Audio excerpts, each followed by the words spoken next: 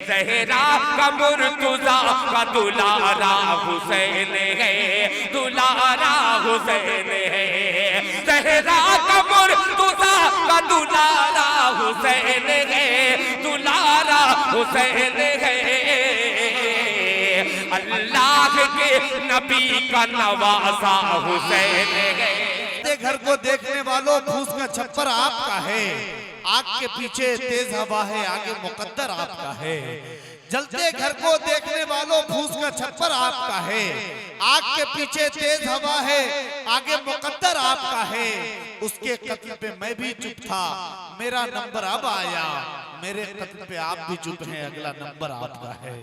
मेरे कत्ल पे आप भी चुप हैं, अगला नंबर आपका है। मोहतरम सामीन किराम, बहुत खूबसूरती के साथ इस वक्त मोहतरम दिल खैराबादी साहब के कलाम को समाअत कर रहे थे, लेकिन अब आइए बहुत तेजी के साथ बिहार और हिंदुस्तान का एक मारूफ दीनी दरसगाह और हिंदुस्तान का एक ऐसा इदारा जिन्होंने हर मैदान में बड़ा रोल अदा किया है। अगर आप जामिया रहमानी खानका मुंगेर की तारीख उठाकर देखें तो खुदा की कसम रोज़े अव्वल से लेकर आज तक उस इदारे ने इनकलाब पैदा किया है। उस इदारे के एक मोतबर और मोतमद उस्ताद हदीस, मुस्तनद उस्ताद हदीस हमारे दरमियान तशरीफ रखते हैं। इंतहाई अदब के साथ इस वक्त उस्ताद गिरामी हजरत अक़दस मौलाना और मुफ्ती जमाल अकबर साहब कासिमी दामत बरकातुहुल आलिया की खिदमत में पहुंचता हूं इन चार मिसरों के साथ कि इल्म फन तहजीब वफाओ खुददारी, इल्म फन तहजीब वफाओ खुददारी लेकर के सामान्य सारा बैठा है और जी करता है लिख दूं इन दीवारों पर। इस महफिल में एक इदारा बैठा है। हजरत अक़दस अपने खूबसूरत खिताब के साथ आप हजरात के खूबसूरत समातों के हवाले आप हजरात मतानत और वक़ार के साथ संजीदगी के साथ सुनने का माहौल बनाए। वस्सलातु वस्सलामु अला सय्यिदिल अंबिया वल मुरसलीन अम्मा बाद।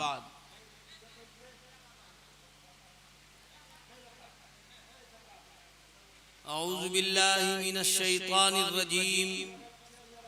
बिस्मिल्लाहिर रहमानिर रहीम। इन्नद-दीन इंदल्लाहिल इस्लाम। क़ाल नबी सल्लल्लाहु अलैहि वसल्लम इरहमू मन फिल अर्ज़ यरहमकुम मन फिस समा। व क़ाल सल्लल्लाहु अलैहि वसल्लम यूशकुल उममु अन तदाअ अलैकुम कमा तदाअल आकिलतु इला क़सअतिहा। फ़क़ाल क़ाइल नहनु यौमइज़िन क़लीलुन। क़ाल ला बल अंतुम यौमइज़िन कसीरुन वलाकिन्नकुम गुसाअन कगुसाइस सैल।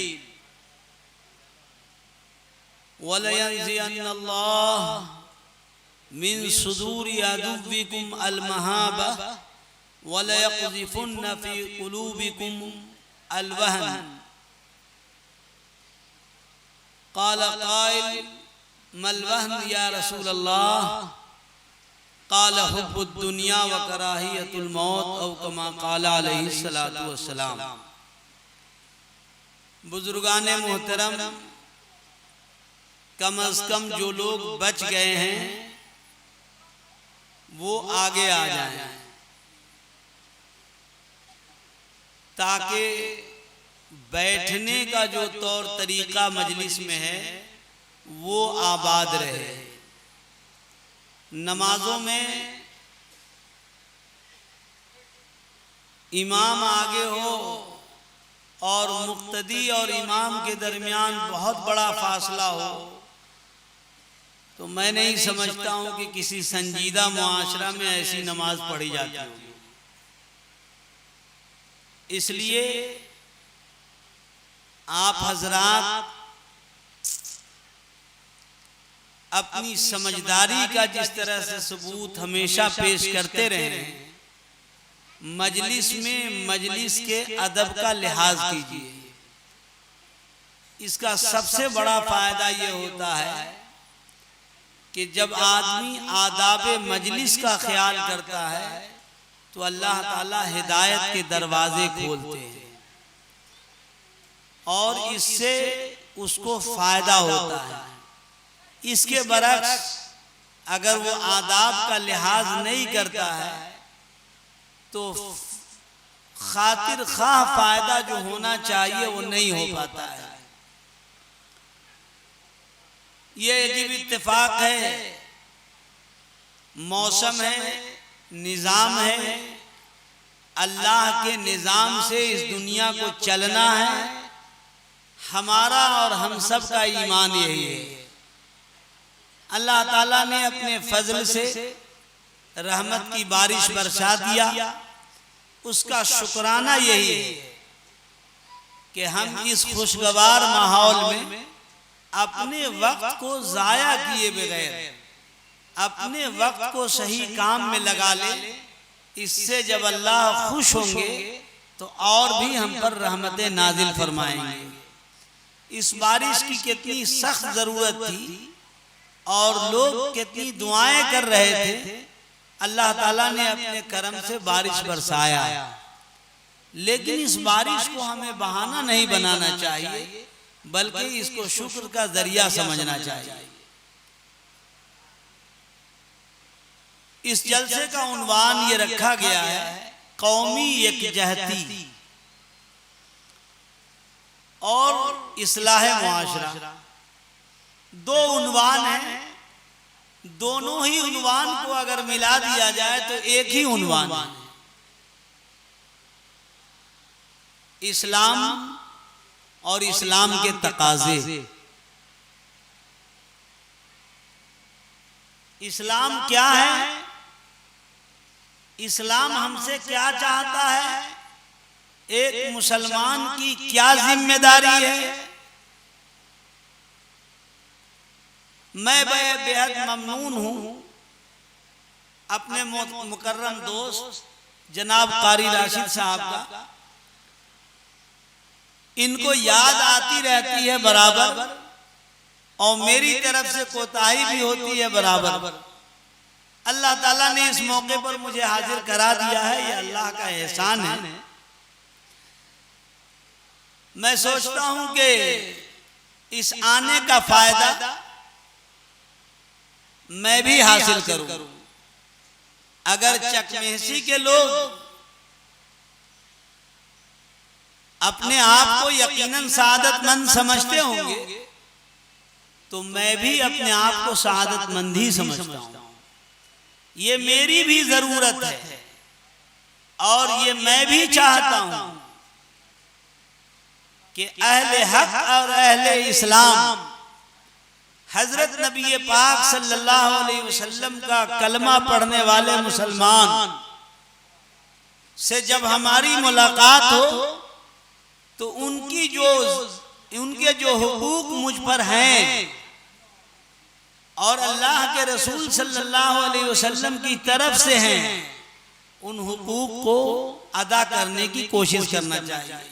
मैं फिर कहता हूं कि आप हजरात अपने मजमे को ठीक कर लीजिए और आगे की कुर्सियों को इस तरह खाली रखना ये बहुत भोंडा लगता है, ये अच्छी अलामत नहीं है। मेरे दोस्तों और बुजुर्गों, एक बुनियादी बात है और अकीदे की बात है। हम लोग असल में खुराफात में, रस्म और रवाज में असल चीज को भूलते जा रहे हैं। मसलक का हंगामा, मशरब का हंगामा और इतना हंगामा कि असल चीज ही गुम हो गई, असल तकाजे ही मिट गए। कितनी अफसोस की बात है कि सरकार दो आलम सल्लल्लाहु अलैहि वसल्लम का कोई गुलाम हो और उसमें गुलामी की अदा मौजूद नहीं, उसमें गुलामी के तकाजे मौजूद ना हो, उसमें गुलामी की कोई कैफियत मौजूद नहीं हो। ये बहुत खतरनाक चीज है, आप इसको लिख लीजिए। आज के इस इजलास में इसका उन्वान कौमी यकजहती है, यानी हिंदुस्तान की कौमों को एक रुख में चलना चाहिए। तो क्या मुसलमानों को एकजहती नहीं चाहिए आपस में? अपने घर घराने में, अपने अकरबा से, अपने रिश्तेदारों से दुनिया भर का इख्तिलाफ, खामखा का इख्तिलाफ, गलतफहमियों पर मबनी इख्तिलाफ, जो दीन के बारे में कुछ नहीं जानता है वो सबसे ज्यादा छांटता है। जिसने कुछ पढ़ा नहीं है उसकी बकवास सुनिए दिमाग खराब हो जाता है। जिन्होंने बहुत दूर दूर की मालूमात हासिल किया है, मोबाइलों के जरिए हासिल किया है, वो तरह तरह के एतराजात करते हैं। ये दरअसल शैतानी वसवसा के शिकार लोग हैं। वो सब मेरे लोग हैं, वो सब मेरे लोग हैं, वो सब मेरे नबी के गुलाम हैं। इसलिए सबको ये पैगाम मैं देता हूं कि अल्लाह के रसूल सल्लल्लाहु अलैहि वसल्लम की लाई हुई शरीयत और लाई हुई सुन्नत को उसके असल रूप में हम समझने की कोशिश करें। कुरान मजीद ने इसी को समझाने के लिए ये कहा कि इन्नद्दीन इंदल्लाहिल इस्लाम, अल्लाह के नजदीक जो दीन मोतबर है वो सिर्फ और सिर्फ इस्लाम है। इसका एक मतलब ये है, जो सही मतलब है। क्या आपके पास अगर मोबाइल है, आपने मोबाइल लिया होगा, सबके पास है, सैमसंग कंपनी का कोई सेट आपने लिया, तो उस सेट को चलाने के लिए कंपनी की तरफ से हिदायतनामे जारी होते हैं। इस बटन को दबाओगे तो ये फंक्शन खुल जाएगा, इसको दबाओगे तो बंद हो जाएगा, इसको दबाओगे तो ओपन हो जाएगा, इसको दबाओगे तो व्हाट्सएप पे चले जाओगे, इसको लाओगे तो गूगल पे चले जाओगे। पूरा एक सिस्टम है। तो मोबाइल कंपनी को अपनी बनाई हुई चीज के सिलसिले में सिस्टम और कानून वज़ा करने का हक है। अगर आपने उस सेट की मुखालफत की और नोकिया के स्टाइल से अपने मोबाइल को चलाना शुरू किया और ये कहने लगे कि अरे पैसा मैंने दिया है, मेरी मर्जी चाहे जिस तरह जोत दूं, तो हो सकता है आपका मोबाइल कभी हैंग कर जाएगा। ये हो सकता है, और ये हो सकता है कि आपका अच्छा मोबाइल बर्बाद हो जाए। अब ये बताइए कि इंसान का खालिक कौन है? इंसान को किसने पैदा किया? इंसान को कौन खिलाता पिलाता है? इंसान की मौत और हयात का मालिक कौन है? अल्लाह है। तो एक मामूली कंपनी को अपनी हिदायत तय करने का हक कंपनी को है। क्या ये हक कायनात के बनाने वाले को नहीं है? और कायनात को बनाने वाले के हक ही का नाम शरीयत है। इसी को दीन इस्लाम कहते हैं। इसलिए इस गलतफहमी में मत रहो कि शरीयत देवबंद में तैयार हुई, शरीयत अजमेर में तैयार हुई, शरीयत बरेली में तैयार हुई, शरीयत बगदाद में तैयार हुई, शरीयत मदीने में तैयार हुई। इस गलतफहमी में मत रहो। शरीयत अर्श आज़म पर तैयार हुई है और उस शरीयत को कल्बे मोहम्मद में हजरत नबी पाक सल्लल्लाहु अलैहि वसल्लम के दिल मुबारक में अल्लाह ने उतारा है। हजरत जिब्राइल के वास्ते से उस पूरे निजाम को भेजा है और उसको नाफिज करने की जिम्मेदारी, उसको समझाने की जिम्मेदारी, उसकी तशरीह की जिम्मेदारी, अमली तस्वीर की जिम्मेदारी, उसके इफ़हाम और तफहीम की जिम्मेदारी सरकार दो आलम सल्लल्लाहु अलैहि वसल्लम को दी गई। चुनांचे कुरान मजीद एक जगह कहता है, या अय्युहर रसूल बल्लिग मा उन्ज़िला इलैका मिन रब्बिक, ऐ रसूल आप पहुंचा दीजिए, आपको मैंने ये अमानत दिया है, आप पहुंचा दीजिए। खुदा न खास्ता अगर इसमें कोई चीज छूट जाए तो इसका मतलब यह है कि मनसब रिसालत की तकमील नहीं हुई। एक बात मौके की मुनासबत से कहे जाता हूं, चूंकि दिल खैराबादी ने अभी मुहर्रम को भी छेड़ दिया, मेरा इरादा नहीं था, लेकिन एक बात कहूंगा। आशूरा की फजीलत कब बताई गई? शायद आप ये तारीख जानते होंगे कि हम सब के आका सैयदुल अंबिया, महबूब किबरिया, शहंशाह कौनैन, सरकार दो आलम सल्लल्लाहु अलैहि वसल्लम जब मदीनतुन नबी में तशरीफ लाए तो मदीना में यहूदी भी बसे हुए थे, मदीना में नसरानी भी बसे हुए थे, और मुशरिकीन का तो जथा और ठाठ मारता हुआ समंदर ही था। आशूरा के दिन आपको ये रिपोर्ट लगी कि यहूदी रोजा रखे हुए हैं, तो आपने पता किया कि वो यहूदी रोजा क्यों रखते हैं। तो यहूदियों ने अपनी गोया के निस्बत आशूरा से ये कह के साबित किया कि हजरत मूसा अलैहिस्सलातु वस्सलाम को अल्लाह ताला ने फिरौन से नजात जो दिया था वो आशूरा का दिन था। और इस तरह के चंद वाकयात यहूदियों में मशहूर थे। अल्लाह के रसूल सल्लल्लाहु अलैहि वसल्लम फरमाते हैं कि मूसा की मोहब्बत का मैं ज्यादा हकदार हूं। मूसा हमारे हैं। नबी की एक पार्टी होती है, नबी की पार्टी का नाम है मासूम पार्टी। यह अहले सुन्नत वल जमात का अकीदा है, उलमाए देवबंद का यह अकीदा है कि नबी मासूम होते हैं, नबी से कोई गलती नहीं होती है, बल्कि कोई गलती नहीं हो सकती है। जिससे गलती हो सकती है वो नबी नहीं हो सकता है। यह हमारा अकीदा है।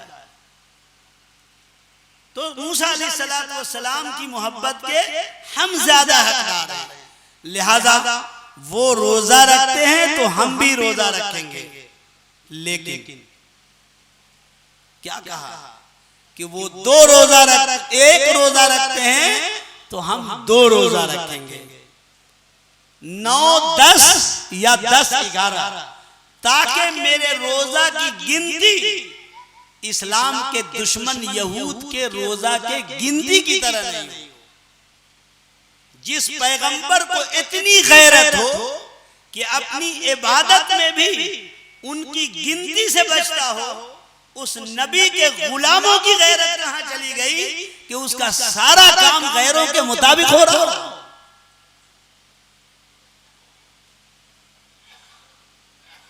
ये तो हमारी बेगैरती है ना। हमको नबी की दाढ़ी अच्छी नहीं लगती, नबी का पहनावा अच्छा नहीं लगता, नबी का तरीका अच्छा नहीं लगता।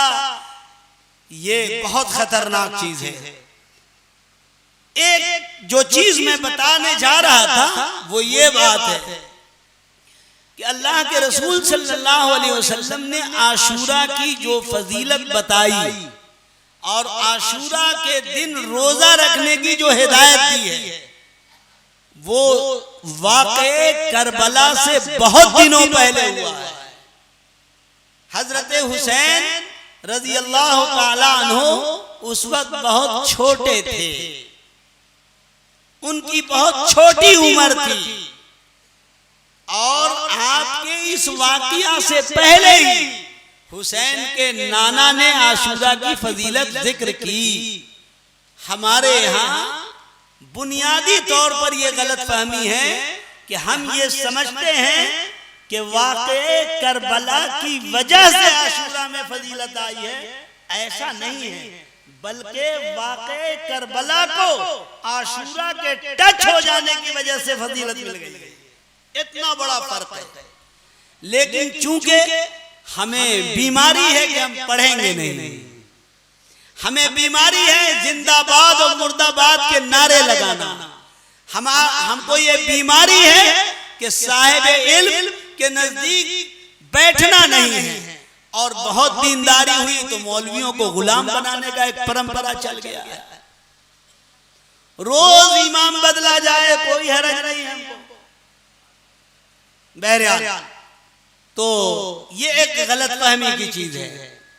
सही बात यही है कि नाना हजरत हुसैन के नाना ने शरीयत की तशरीह की, और उसी शरीयत की हिफाजत के लिए और उसी शरीयत की सदाकत के लिए शरीयत पर मर मिटने की एक अजीमुशान मिसाल मजलूम हुसैन ने करबला के मैदान में पेश किया। इसलिए सारे हुसैनियों को यह पैगाम मिलता है कि नाना हजरत हुसैन के नाना की शरीयत के लिए हम इस तरह कमर बस्ता रहे जिस तरह हजरत हुसैन कमर बस्ता थे। यही पैगाम है आशूरा का।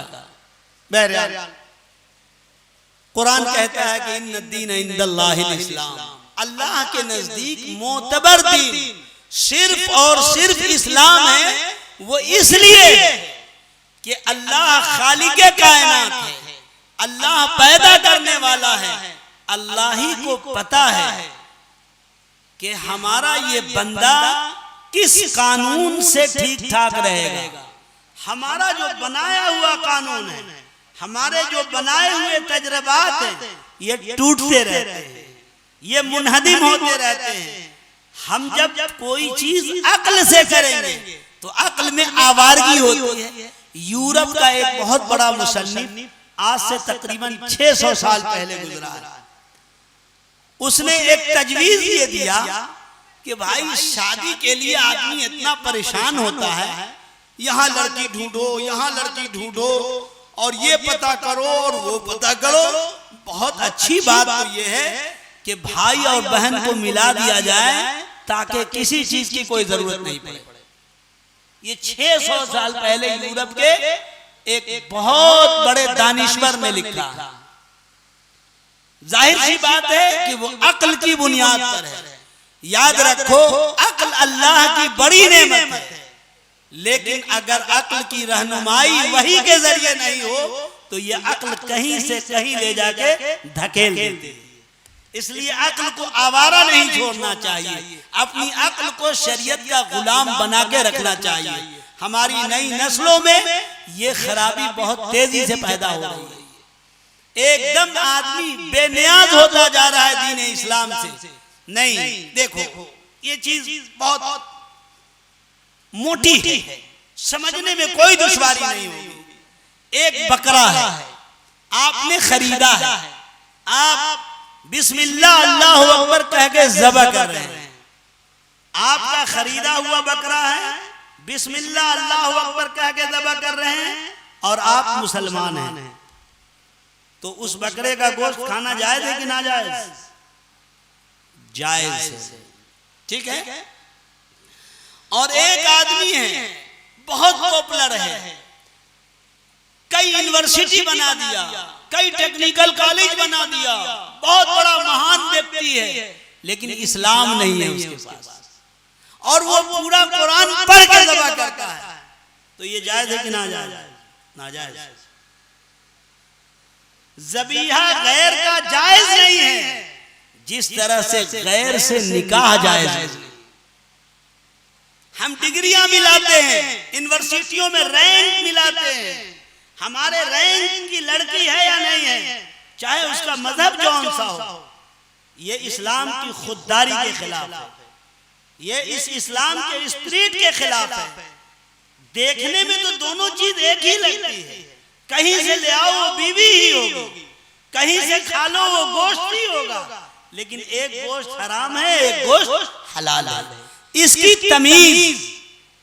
तमीज सरकार दो आलम सल्लल्लाहु अलैहि वसल्लम को अपना इमाम और पेशवा मानने से हासिल होगा, और कहीं और भटकने से ये चीज पैदा नहीं हो सकती। इसलिए अल्लाह की ये दुनिया है, अल्लाह ने जिस दस्तूर को बनाया है वही दस्तूर असल में मजहब है। ये तो एक बात हुई। अब आइए हिंदुस्तान को समझिए। ये मुल्क जो है, इस मुल्क के सिलसिले में ज़हन अपना आप साफ कर लीजिए। पहली फुर्सत में ये तय कीजिए कि आप इस मुल्क में किरायादार नहीं,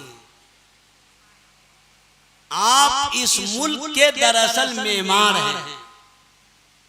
आपकी जिम्मेदारी है इस मुल्क से मोहब्बत रखने की, इस मुल्क के बिखरे हुए गेसू को आपके बुजुर्गों ने संवारा है, इसलिए यहाँ का अमन व अमान हम बाकी रखेंगे।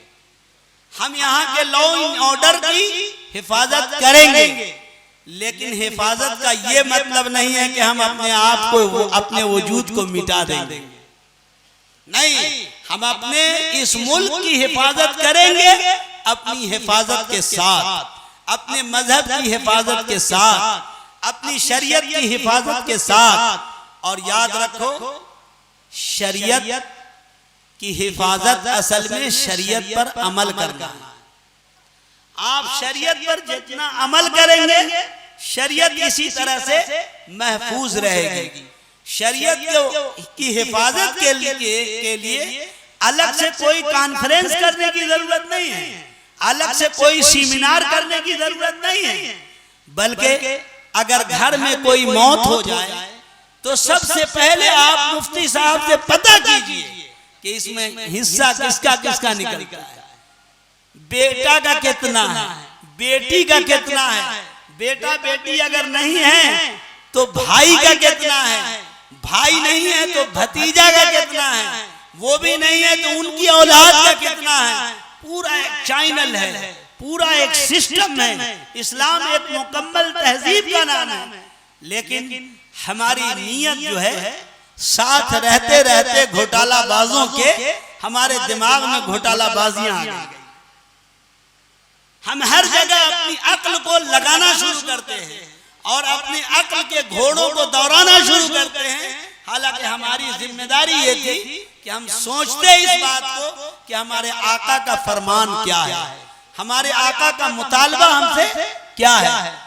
मौत हो, पैदाइश हो, हत्ता के नमाज और रोजा हो।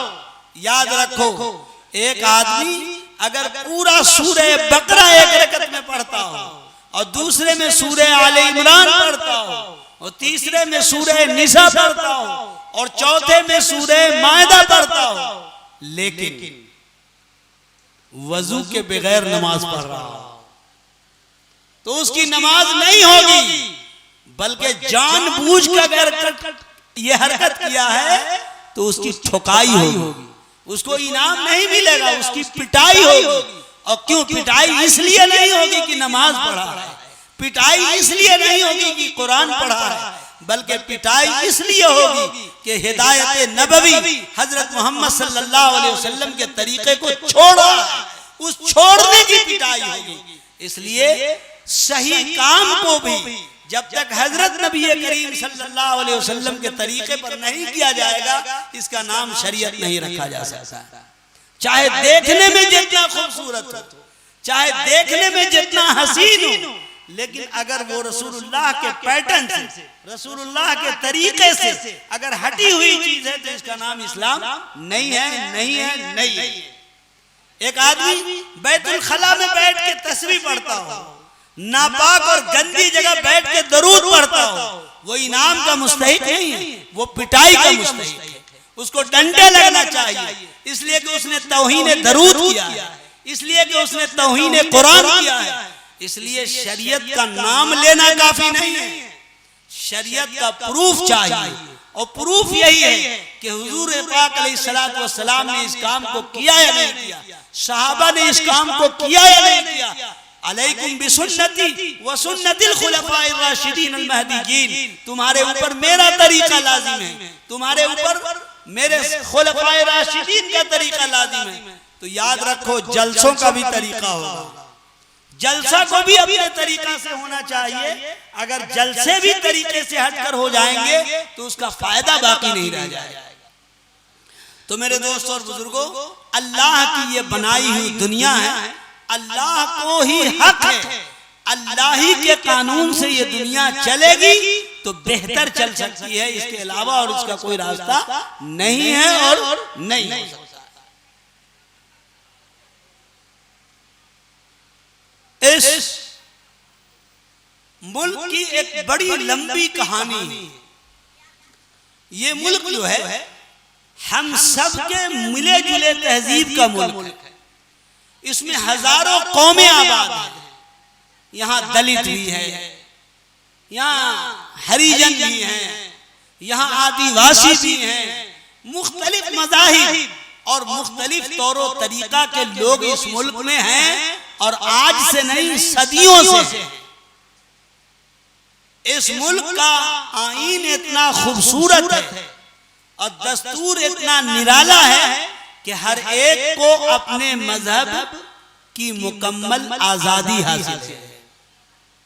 अब अगर आपने इस आजादी का फायदा नहीं लिया, अगर आपने अपने बच्चों को खुद से ईसाई बना दिया, आपने अपने बच्चों को खुद यहूदी बना दिया, आपने अपने बच्चों की तरबियत इस्लामी नहीं की, इस्लाम की दीनी और बुनियादी बातों को नहीं बताया, इस्लाम की तहजीब पर नहीं चलाया, तो फिर ये बच्चे अज खुद कुछ और हो जाएंगे जो आपके काबू में भी नहीं आएंगे, और वो बच्चे न अपने रह जाएंगे न आपके रह जाएंगे, वो बेगाने हो जाएंगे, उनकी आखिरत भी खराब होगी, और ये जरिया अगर मेरी तरफ से बने तो मेरी भी आखिरत को लपेट लेगा। इसलिए इस मुल्क की खूबसूरती इसी में कि लोग अपने अपने मजहब के मुताबिक जिंदगी गुजारे, और हमारे मजहब में नाहक खून की इजाजत नहीं है, हमारे मजहब में चोरी की इजाजत नहीं है, हमारे मजहब में जिना की इजाजत नहीं है। ऐसा नहीं है कि अपने घर में हम जिना को नापसंद करें और दूसरों के घर में रेप को पसंद करें। हम लोग उन लोगों में नहीं हैं। हम जिस तरह से अपने घर को रेप से पाक रखना चाहते हैं, समाज के हर घर को रेप से पाक रखना चाहते हैं, हम पूरे समाज को रेप से अलग देखना चाहते हैं, हम पूरे समाज को क्राइम से अलग रखना चाहते हैं, बल्कि हम इसमें ताउन देंगे, हम इसमें काम करेंगे। और एक बात भूलिएगा नहीं, अल्लाह ने मुसलमानों को इस कायनात का नौशा बनाया है। नौशा एक नौशे के निजाम से पूरे बारात का निजाम चलता है। अगर नौशा कहे मैं खाना नहीं खाऊंगा तो कोई बेगैरत ही बाराती होगा जो कहे लाओ मैं खाऊंगा। नहीं, वो पहले कोशिश करता है कि नौशा की वजह समझी जाए। अल्लाह ने आपको नौशा बनाया है। दुनिया में आपकी कीमत अगर नहीं लग रही हो तो इसलिए नहीं लग रही है कि दुनिया ने आपको पहचाना नहीं, लेकिन रब्बे काबा की कसम, अजमत जो कलमे की है उसको अल्लाह अजमत अता फरमाता है। मोमिन की तो ऐसी कीमत है कि अगर मोमिन खत्म हो जाए तो जिस दिन वो मोमिन खत्म होगा यकीन जानिए दुनिया खत्म हो जाएगी। तो जब आप इस दुनिया के इमाम हैं, आप बहैसियत कौम, आपको अल्लाह ने इस दुनिया का ड्राइवर बनाया है, दुनिया का पेशवा बनाया है, तो आपको हक के पेशवाइयत के लिए जतन करना पड़ेगा, मुजाहिदा करना पड़ेगा, अपने आप को संवारना पड़ेगा, और आप संवरेंगे तो इंशाअल्लाह मुल्क संवरेगा और जरूर संवरेगा। मुल्क पर जो हालात आए हैं ये हालात कोई नए नहीं पैदा हुए हैं। अरे हम लोगों की तो पैदाइशी हालात में हुई है। बदल इस्लाम गरीबा व सयऊ, इस्लाम तो अजनबी माहौल में आया ही था, कौन नई बात है। हमें तो धक्का मुक्का खाने की आदत पड़ी हुई है, हम तो मक्के से धक्का खाना सीखे हुए हैं। लेकिन याद रखो इस्लाम मिटेगा नहीं, इस्लाम मिटने की चीज नहीं है, और इस्लाम जब मिटेगा तो दुनिया बाकी नहीं रहेगी। इसलिए मजबूती से दीन को थामना भी है और बिरादराने वतन की रहनुमाई भी करना है। मैं इस मुल्क के बिगड़ते हुए हालात के पेशे नजर और आज का जो माहौल बना हुआ है, इस माहौल को समझने के लिए सरकार दो आलम सल्लल्लाहु अलैहि वसल्लम की एक अजीम शान रिवायत तिलावत की थी खुतबे में। ये रिवायत दरअसल हजरत सौबान रज़ी अल्लाह ताला अन्हु इसके रावी हैं। वो फरमाते हैं कि नबी पाक सल्लल्लाहु अलैहि वसल्लम ने इरशाद फरमाया कि यूशकुल उमम अन तदाअ अलैकुम कमा तदाल आकिलतु इला कसअतिहा। एक जमाना ऐसा आएगा, अच्छा से सुनिएगा, एक जमाना ऐसा आएगा कि दुनिया की कौमें तुम पर टूट पड़ेंगी। कहे के लिए कि इनके घर से पर्दा नोच लो, इनके घर की तहजीब खत्म कर दो, इनके यहाँ जो हराम और हलाल की तहजीब है और बड़े छोटे की तमीज है, वो दूसरी औरतों को निगाह उठा के नहीं देखते। इनकी जो तहजीब है इनको लूट लो। यूशकुल उममु अन तदाअ अलैकुम, कौमें तुम पर टूट पड़ेंगी तुम्हारी तहजीब को बर्बाद करने के लिए, तुम्हारे तशख्खुस को मिटाने के लिए, तुम्हारी इम्तियाजी हैसियत को खत्म करने के लिए।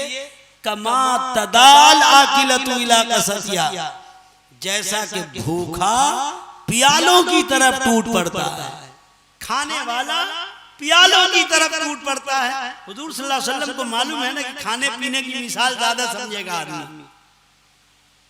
मिसाल आपने जो दिया है ऐसी मिसाल दिया है कि कोई भी समझ सकता है।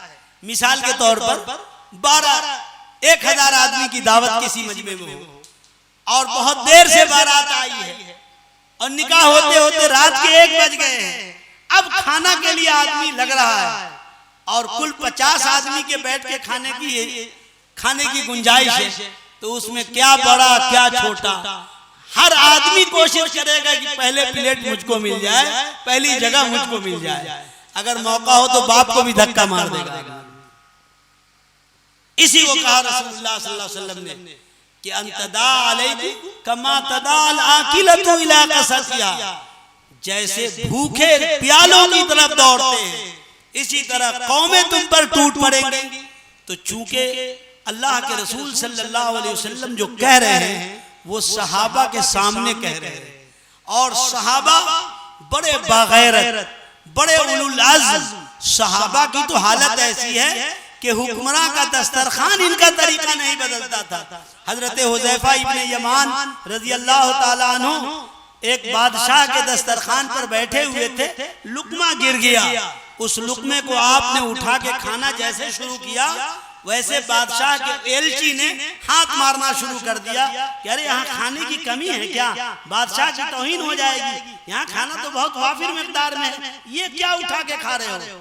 हजरत हुज़ैफा इब्ने यमान कहते हैं कि अतरक्तु सुन्नत हबीबी लिहादिहिल हुमका, क्या मैं अपने महबूब का तरीका इन गधों की रियायत में छोड़ दूं। तो सहाबा को तो बड़ी गैरत थी, सहाबा ने फौरन सवाल उठा दिया कि या रसूल अल्लाह, हम पर लोग अटैक करेंगे, हम पर लोग हमला करेंगे, हमारे घर से पर्दा को खत्म करने के लिए कोशिश करेंगे, क्या हमारी तादाद कम हो जाएगी। अल्लाह के रसूल ने फरमाया कि नहीं, तुम्हारी तादाद कम नहीं होगी, बल्कि तुम बेवजन हो जाओगे, तुम्हारा वजन खत्म हो जाएगा। वलाकिन्नकुम गुसैन का गुसैइस सैल, सैलाब में बहने वाले तिनके की तरह, और उस पर जो कूड़ा और करकट गुजरता है उन कूड़ों की तरह तुम्हारा कोई भाव नहीं रह जाएगा। और उसके बाद बड़ी प्यारी बात हुजूर सल्लल्लाहु अलैहि वसल्लम ने फरमाया कि सुनो, तुम्हारे दुश्मन के दिलों से, तुम्हारे दुश्मन के दिलों से तुम्हारी हैबत निकाल दी जाएगी। तुम समझते हो कि मुहर्रम में लाठी डंडा लेके नाचेंगे तो तुम्हारी हैबत कायम हो जाएगी, तुम्हारी हैबत की हवाएं निकल जाएंगी। अगर तुम उन्हीं की तरह जलूस करो, बदतहजीबों की तरह डीजे बजाओ, तो तुम्हारी वक़्त बनेगी नहीं, तुम्हारा वजूद बाकी नहीं रहेगा। याद रखो, तुम्हारा वजूद तो रसूलुल्लाह सल्लल्लाहु अलैहि वसल्लम की अज़मतों से बाकी रहेगा। बहरहाल हुजूर फरमाते हैं कि तुम्हारे दुश्मनों के दिल से तुम्हारी हैबत खत्म कर दी जाए। अल्लाह अकबर। आज बिल्कुल देखने को बात आती है, पहले एक आदमी को देख लेता था, आदमी सिहम जाता था। आज बड़ी बड़ी जमात को लोग थूक रहे हैं। क्या बात। आगे फरमाया कि एक तो उधर से होगा ऑपरेशन, कि उनके दिमाग में जो हैबत है वो उठाई जाएगी, और वो उठाई जाएगी तुम्हारी बददीनियों की वजह से। अरे हम तो खुद ही मामूली नफा के लिए अपनी औरत को किसी के हवाले कर सकते हैं, मामूली मुलाजमत के लिए, मामूली कौड़ियों के लिए, मामूली डिग्रियों के लिए हम कुछ भी सोलह कर सकते हैं। और एमएलए एमपी का टिकट तो बहुत बड़ा टिकट है। तो ये जब जैसे जैसे बददीनी आएगी, ऑटोमेटिक उन कौमों के दिमाग में आएगा कि हम में उनमें क्या फर्क है। हम अपने बचपन में देखा करते थे, लोग कहा करते थे कि अरे मुसलमान तो मुसल्लम ईमान वाला होता है, लेकिन आज ये एक टॉपिक चल पड़ा है, अरे हम में उनमें क्या फर्क है। जिस तरह मेरी लड़कियां इसी तरह उनकी लड़कियां, जिस तरह वो बेहयाई के साथ पार्कों में बैठती हैं, इसी तरह हमारी बच्चियां भी बेहयाइयों के साथ पार्कों में बैठ। कभी आपके हया से वो हया सीखा करते थे, और जिस कौम को अल्लाह ने इमामत दिया वो अपनी इमामत के मनसब से गाफिल होती जा रही है। अल्लाह हमारी हिफाजत फरमाए। आगे फरमाया कि अल्लाह तुम्हारे दिल में एक बीमारी दाखिल करेगा, जिस बीमारी का नाम होगा वहन। साहबा चौंके, कह रहे, पूछने वाला पूछ दिया, या रसूलल्लाह मल वहन, वहन क्या चीज है? फरमाया हुब्बुद दुनिया व कराहियतुल मौत। दिल थाम के इस मजमून को समझिए कि अल्लाह के रसूल ने फरमाया कि सारी हलाकतों की जड़ दुनिया की मोहब्बत और मौत से भागना है। आज जो पूरी बेचैनी हमारे दरमियान है, हम गरीब आदमी को अपने समाज में आदमी नहीं समझते हैं। अगर मेरा कोई भाई कमजोर हो जाए तो उसके कमजोरी की वजह से हम उसको भाई समझना बंद कर देते हैं। अगर खुदा न खास्ता वो कह दे कि भाई मेरी जमीन भी कुछ उस जमीन से निकल रही है, और इत्तेफाक से मजबूत के नाम कागज आ गया है, तो बहुत मुश्किल बात है कि वो मजबूत उस कमजोर को दे दे, बल्कि हो सकता है कि कुछ ऐसा धक्का मार दे कि मांगने के वो पोजीशन में नहीं रहेगा। ये हमारी अंदर की बेचैनी, अंदर की कैफियत है। और बहुत माफी के साथ कहता हूं कि बददीनों की क्या बात है। अल्लाह ताला दीनदारों को शऊर नसीब फरमाए। अजीब बेचैनी की कैफियत है, इसलिए अल्लाह ने आपको कौम का इमाम बनाया है। आप मनसबे इमामत को भूलिए नहीं, और अगर हम उस पर उतर जाएंगे तो इंशाअल्लाह कौमी यकजहती और माशरे के इस्लाह के काम को कमाल के तरीके पर काम कर पाएंगे। इन्हीं बातों के बाद बात खत्म की जाती है। रब्बना तक़ब्बल मिन्ना इन्नका अंतस समीउल अलीम व आखिरु दावाहुम अनिल हम्दुलिल्लाहि रब्बिल आलमीन।